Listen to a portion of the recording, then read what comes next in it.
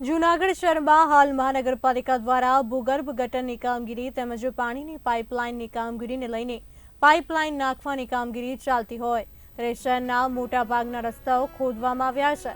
શહેરના ગિરનાર દરવાજા વિસ્તારમાં છેલ્લા ઘણા સમયથી મહાનગરપાલિકા દ્વારા ભૂગર્ભ ગટરને લઈને રસ્તા ખોદવામાં આવ્યા છે।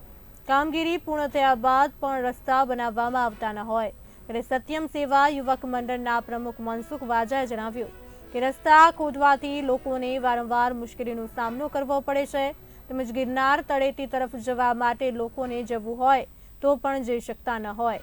ભવનાથ તળેટી જવા માટે ડાયવર્ઝન આપવામાં આવ્યું છે, ત્યાં પણ રસ્તો ખરાબ હોય અને ધૂળની ડમરીઓ ઉડતી હોય છે, ત્યાંથી પણ વાહન ચાલકો પસાર થઈ શકતા નથી, લોકો ચાલીને પણ જઈ શકતા નથી। રે પાઇપલાઇન માટે ખોદકામ કરી અને કામગીરી પૂર્ણ થાય એટલે રસ્તો નવો બનાવવા માંગ કરવામાં આવી છે। જૂનાગઢના ઘણા બધા વિસ્તારોની અંદર અત્યારે ભૂગર્ભ ગટરના કામ આવી રહ્યા છે, ચાલી રહ્યા છે। ત્યારે ઘણા રસ્તાઓ એટલા બધા ખરાબ થઈ ગયા છે, પાછળથી જે પેક કરવું જોઈએ ભૂગર્ભ ખોદીને એ થતું નથી। આજે ગિરનાર દરવાજા રોડ પર પણ ઘણા સમયથી આ કામ ચાલી રહ્યું છે। અત્યારે એટલા બધા ખાડા છે કે લોકોને એટલું બધું પરેશાની છે કે ભવનાથ જવું તો કઈ રીતે જવું, જે ડાયવર્ટ કર્યો છે ત્યાં પણ એટલા ખાડા ખબડા છે।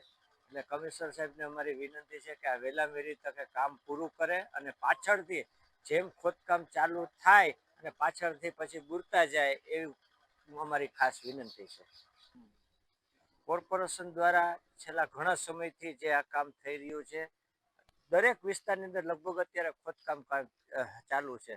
આ વહેલામાં વહેલી તકે પૂરું થાય અને લોકોને સુવિધા મળે એવી મારી ખાસ વિનંતી છે। જુનાગઢની અંદર આજ જે વિકાસોના કાર્ય ચાલે છે એની અરે અમને કોઈ પણ જાતનો વાંધો નથી, પણ એ વિકાસ આમ જનતાના લાભ માટે હોવો જોઈએ, કોઈને તકલીફ ના પડવી, ધાર્મિક માન્યતા છે એ લોકોને ઠેસ ના પહોંચવી જોઈએ, નાના વેપારીને ધંધામાં નડવું ના જોઈએ અને દરેકને એમ થવું જોઈએ કે જુનાગઢનો જે વિકાસ છે અમારો વિકાસ છે।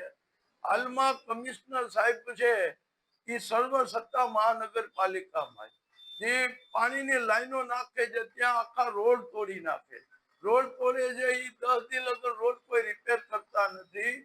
ત્યાં લોકો રહેતા હોય જેની મોટરસાયકલ હોય છે એ ત્યાં લઈ જતા જનતાને તકલીફ છે।